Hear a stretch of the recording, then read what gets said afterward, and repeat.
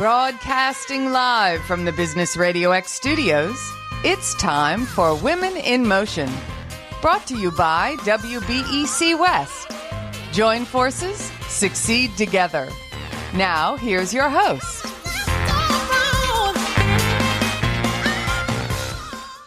Lee Kantor here with Renita, Manley, another episode of Women in Motion, and this is going to be a good one. But before we get started, it's important to recognize our sponsor, WBEC West. Without them, we couldn't be sharing these important stories. Today's episode is titled RFPs and AI, the game-changing combo Weebies can't ignore. Our guest today is Lisa Rehurek, and she is with the RFP Success Company. Welcome, Renita. Welcome, Lisa. Thank you. It's nice to have you with us here today, Lisa. So Lisa's actually going to be joining us at this year's conference, WBEC West Conference out in Scottsdale, Arizona, and she has a workshop that she's presenting all about this topic. So this podcast is kind of like an introduction to that workshop. And in the workshop, you can expect Lisa to dive in with way more details. And we're talking specifically today about your responses to RFPs and how to use AI to make sure your response stands out from the crowd. So, Lisa, can you start off by telling us what made you choose this actual topic for the conference? Yeah, AI is obviously all the rage right now, right? Everybody's talking about it. Everybody's trying to figure out how to use it. And when you think about RFPs and what people struggle with, particularly smaller businesses that might not have a professional team internally, RFPs are hard. They take a lot of time. And so there's a lot of people right now searching for how to combine those two, how to use AI to respond to RFPs. And frankly, we're seeing a lot of bad use of AI. So I love this topic because hopefully we can give some tips and tricks here to hopefully help people along and make sure that they're using it better than they probably are right now. Can you share some do's and don'ts, like off the top of your head? Yeah, absolutely. A lot of times what people do is they just put the question into AI and say, answer this, and then they take it and they copy and paste it. And that's the end of that. Way too generic. You've got to customize it. You've got to really know how to work AI to get it to the right place. The evaluators are getting savvy. They know when you've been using AI, so you want to customize it. That's probably the number one red flag with the don't. A do is just start training your AI tool to your business. Start making sure that it understands who you are, what you stand for, what authority you have in your topic, things like that. Now, when you say train, does that require me to do a paid version of the AI tool that I'm using? Yes, you should always have a paid version. It's going to be so much better. You're going to be able to, again, kind of the bot is going to get used to you. It's going to learn you. But if you have an unpaid version, it doesn't store any of that information. So you can create a custom GPT. So for example, you could create a custom GPT that says like, here's all of the authority that we have in the marketplace. Use this to answer any questions that I ask you around RFPs, and it'll pull that information, but you got to have the paid version. So it keeps kind of all your content there as a resource for the AI so it can help you communicate a little bit better. It doesn't have to relearn this every single time. Exactly. But if you're the free version, it's going to have to relearn it, and you're going to have to retype it in every single time. That's no fun.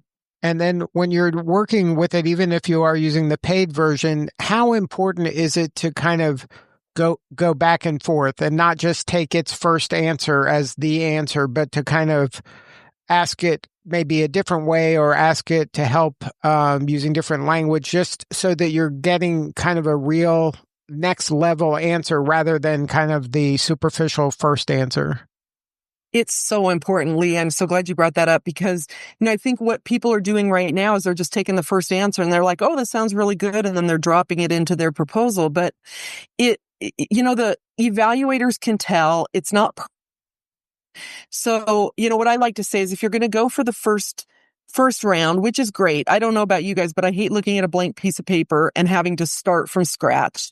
So it's really great to go into AI and say, hey, I need to answer this question, give it a little bit of a prompt and see what it gives you. And then go back again and maybe you say, you know what, I want to integrate a little bit more fun and spunky personality as I have. So add a little bit more of that. Then I'll do another version. And then I'll say, you know, I'd like an analogy in here. And I don't have one off the top of my head. What kind of an analogy can we add in here to make this a little bit more compelling? And so you just want to keep working it and keep massaging it. So it does take work still, but I'll tell you what, it's so much better than just that blank page where you got to come up with everything yourself. And it's using the tool not like a thesaurus, but more like an executive assistant, where you're kind of wanting it to, you know, think a little bit and be better and not just give you kind of the surface. You want it to kind of get in there and make connections that maybe a human would have trouble with. Absolutely. And, you know, again, you know, kind of back to my analogy of analogies, I am horrible at just thinking up an analogy. Like it just, my brain just doesn't go there. And so it'll give me I'll say like, give me 3 ideas for an analogy and then I'll pull one and have it keep working it. And it's unbelievably smart. I mean, it is pretty crazy how good it is already, but it's not all the way there yet. Right. And so to your point, like it's going to pump out stuff better than my brain could, but it's just not quite there to be like, hey, this is great. Now I'm just going to copy and paste this. Now I got to work it a little bit and massage it a little bit, but that shouldn't take you that much time.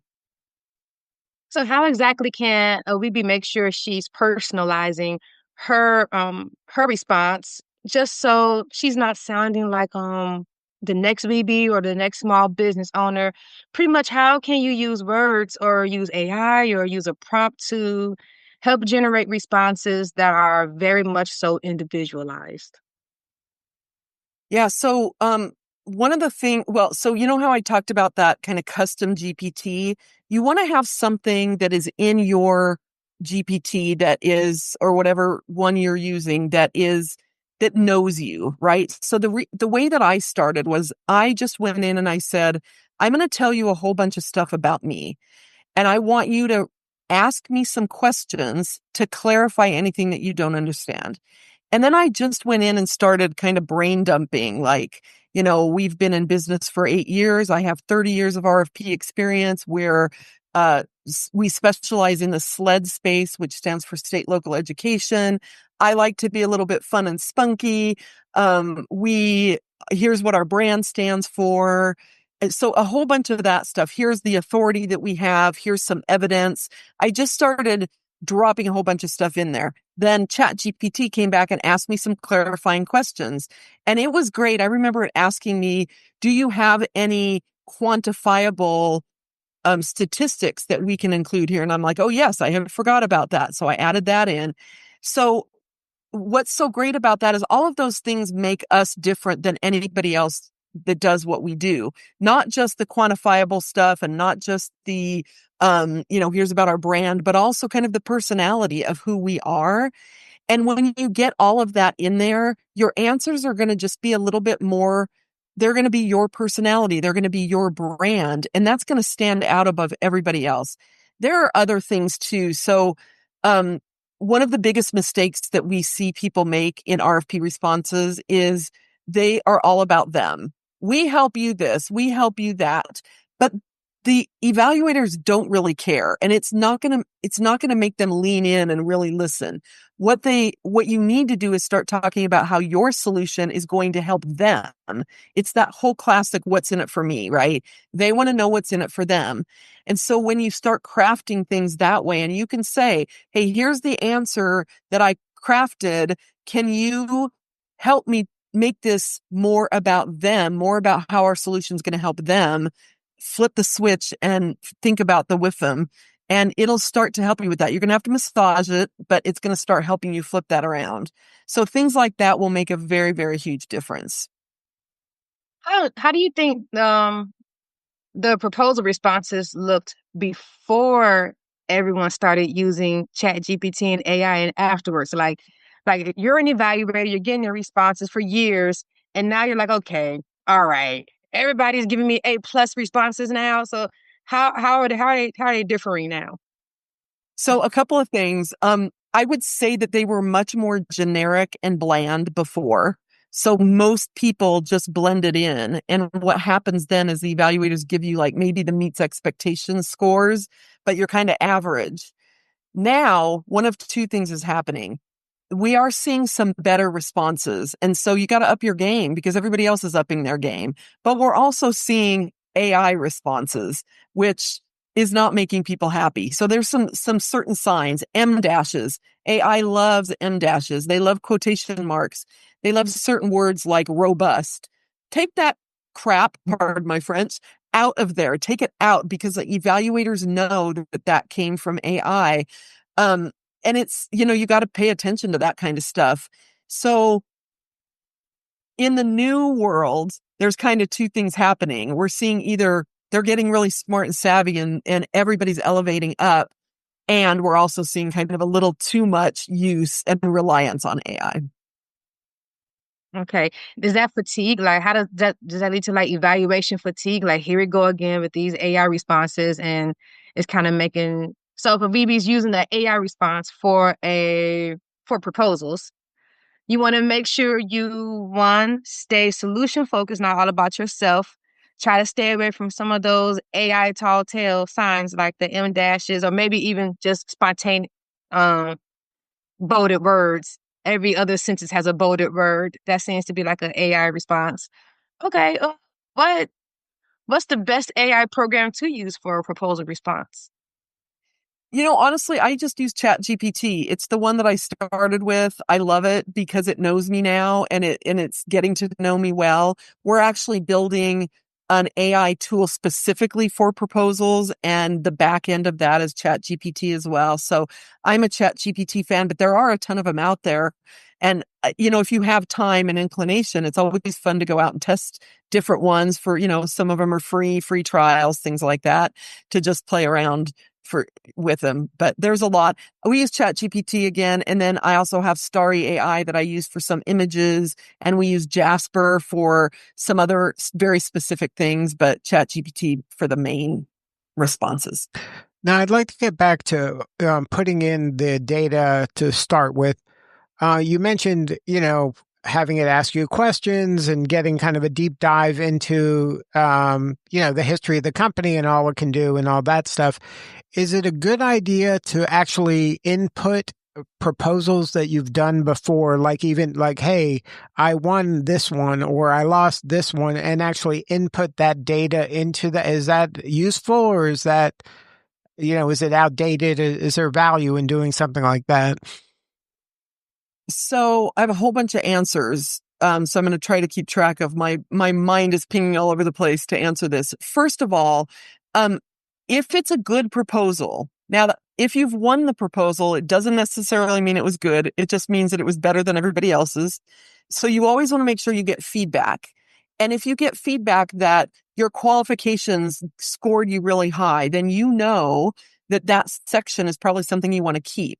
And you want to probably put that in and say, hey, this was a winning qualifications. One of the things, again, kind of back to our platform that we're building is it will have a storage for library content for those kinds of things, organized that way. In Chat GPT, you're just going to have to put it in your custom GPT to have it in there, to pull from for future things. So the answer to that is yes.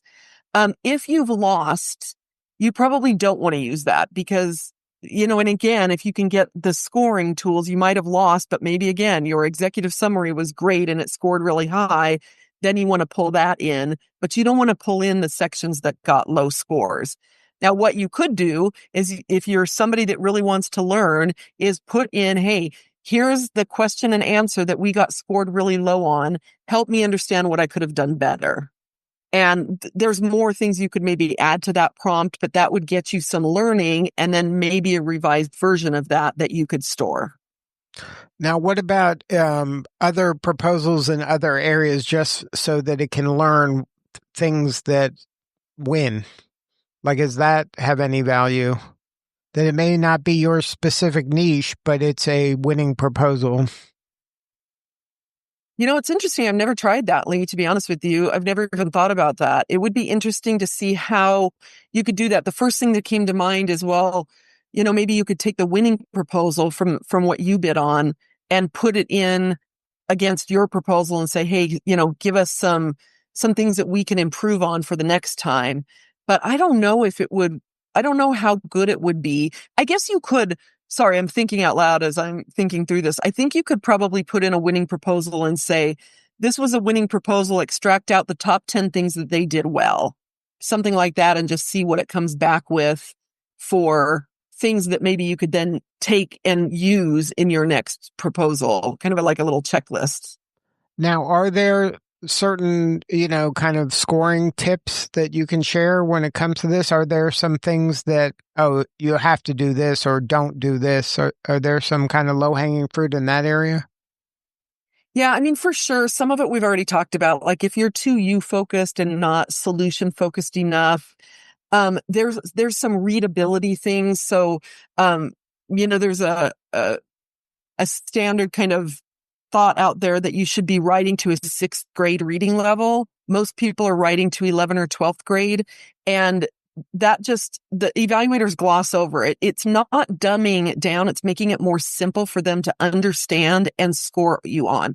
So one of the things that I always tell people, you have to think about the fact that these are human beings on the other end of this proposal, right? They are scoring you and minimum maybe 2 or 3 others, and up to, we had one the other day with 32 people responded to it. So these evaluators are having to go through this. The more that you can do to make it easy on them, shorter sentences, less techie talk, right to a 6th grade reading level, tell them what they need to know. And also, for the love of Pete, answer the question. I will tell you that 99% of the RFP responses that we look at, somewhere in there, they have answered questions that have not really answered the question. And sorry, I'm going off on a tangent here, but that's another thing that you can use AI for, is to do a checks and balances. Here's the question. Here's my answer. Do a checks and balances to make sure that we've answered the question appropriately, and it'll give you some feedback. So a lot of times in the RFPs, they'll give you multiple questions in one question, and it's really easy to miss pieces of it. If they ask you for a process, give them a process. Tell them step 1, step 2, step 3. Don't just drop in a massive paragraph. These evaluators are probably tired. This isn't their full-time job. Maybe they're planning their kid's birthday party in their heads. If you lose their attention, that's what they're going to be doing. Grocery list, kids' birthday parties. What do we have to do tomorrow to get the kids to school on time? All of those things that swimming around in our heads. So you've got to make it compelling for them to lean in and pay attention. Otherwise, you're going to get, at best, average scores. So it sounds like when you say they had to make it compelling, it's almost like they need to try to connect with that human that's actually going to be reading their response. So that's the tricky part when you're trying to balance how to use AI to leverage your response. But at the same time, you got to figure out how to connect with this human being who may have to cook dinner later on, go to a kid's soccer game, go grocery shopping, go catch the game at the bar afterwards. Yeah. They want that moment of reading the responses to be compelling, to not seem boring like the past 5 AI responses that I just read. So I guess my final question would be is what would be some savvy ways then to use AI without losing that human connection? And then I want you to follow up with explaining to VBs how you plan on building off this podcast episode at your session at our upcoming conference. Yeah, absolutely. So, one of the things that I think when I was an evaluator, I appreciated was personality. So kind of back to what I was talking about before, get your personality in there. And everybody's so scared to do it. They're so buttoned up because the RFP itself is so buttoned up. It's like, let loose and put some personality in there, and maybe whatever your personality and your culture of your business is, inject it in there, because they will appreciate it. Also, storytelling and analogies and metaphors, those are things that they remember more. And remembering, Lee's going to help them absorb. one more thing I want to tell you is that 78% of people are skimmers, of readers are skimmers, which means that if you've got a massive paragraph, they're probably not going to read it. 78% of the evaluators are not going to read it. So what can you do to hit on those important points right out of the gate on the front end that's about them and how they're going to be able to trust you and be excited to work with you. We've all seen it in marketing, right? It draws us in and we're like, oh my God, I have to have that. I have to have it now. That's kind of the same feel that we want them to have. So, did that answer that question, Renita? Okay, great. So then for the event, we're going to dive deeper into this and we're going to have some activities so that we're going to have you build a custom GPT. We're going to talk a little bit about authority and evidence and building those things. One of the hardest things for smaller businesses and a lot of us weebies are smaller businesses, not all, but, and this stays true for everybody, but particularly smaller businesses, is that you've got to build trust. They've got to believe that you're not going to go out of business or that you're not going to ghost them. There's more trust with a bigger company. So it's a little bit of a hurdle that those smaller companies have to come over. So we want to make sure that you've got the authority. You're showing your thought leadership. You're showing them that you are the one. And we're going to dive into that at the conference. Now, is there any pre-work or homework you would like them to do in order to prepare, in order to get the most out of the session? I think it would be great if they just came with kind of understanding making sure that they come with their list of authority. And when I say authority, it's things like, have you won awards? Have you been quoted in media? What's your customer service scores? Things like that. Obviously, we're not going to get everybody to do that because I don't know how many people are listening to this that are going to actually be there, but it will help you go faster if you bring some of that stuff with you. And then what would be kind of a reasonable expectation of what they're going to walk away with at the end of the session? I would say that they'll walk away with a custom GPT. And what I don't know right now is if we're going to all have Wi-Fi access. So they might have to do it manually and then go put it into ChatGPT or their system afterwards. And then they'll also walk out with, some good thought leadership statements that they can use, that they can plug and play into proposals, as well as their evidence and authority to build that trust. And if somebody wants to learn more about the RFP Success Company, is there a website? Is there a best way to connect with you or somebody on your team? Yeah, absolutely. I mean, you can always go to our website, therfpsuccesscompany.com. I'd love for people to connect with me on LinkedIn. I'm just Lisa Rehurek, Rehurek. I'm the only one.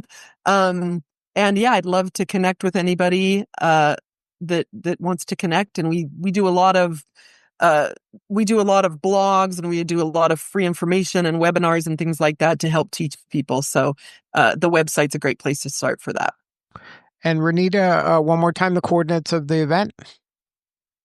Yes, it is December 16th through the 18th in Scottsdale, Arizona. So if you have not purchased your tickets to attend, make sure you do so immediately because it is going to be fantastic. I'm actually going to be there this year and I'm excited about that. So I get to meet some weebies.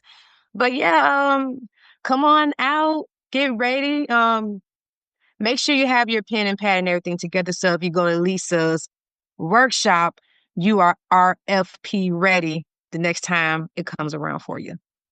Yeah. And I'll also do a quick little plug. I've been going to this conference for years. It's so phenomenal, you guys. I mean, obviously the content itself, but also just connecting with other women business enterprise women. It's a community that supports. It's just been such a phenomenal community, and we need that in our lives. So I hope to see you there.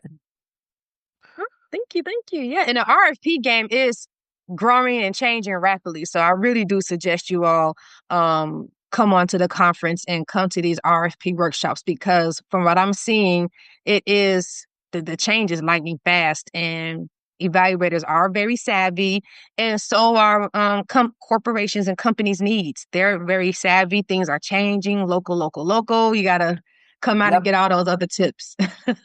Yes.